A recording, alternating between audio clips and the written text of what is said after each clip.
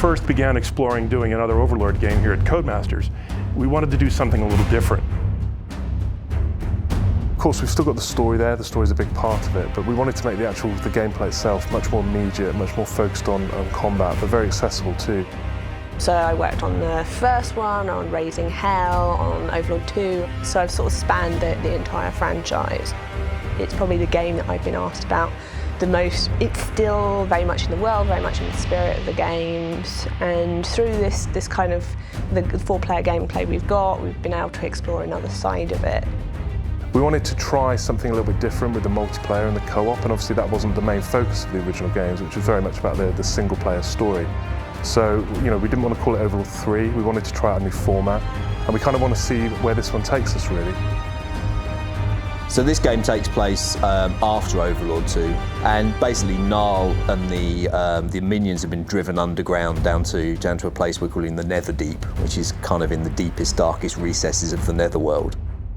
There's this strange kind of plague of goodness called the Golden that's infecting everything with sort of twee niceness, and that's encroaching on the Netherdeep, so the sort of minions are they're on their way to being wiped out as well, and if the minions go, there's no chance of an Overlord. From here, Gnarl has hatched this wonderful plan to resurrect the bodies of four evil doers in their life. They're kind of his 4 sub-lieutenants. And whilst they're not overlords themselves, because obviously there can only be one overlord, they're actually kind of the next best thing, and we're calling them the Netherghoul. While the essence of Overlord is in the game, Rihanna's great writing, the minions, having fun being evil, it's also not a straightforward Overlord game in the sense of certain mechanics fans of the previous games might expect. It's co-op at its core. You can still play the game single player. With the 4 characters we've got, they've all got their strengths, they've all got their weaknesses, and the minions will supplement that.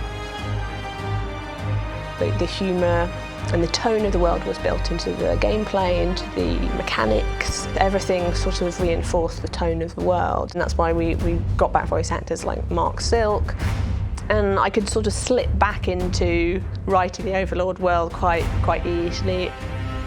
I don't even know how many years it's been working on Overlord games. To be able to come back to it and do something new and something fresh with it is really great.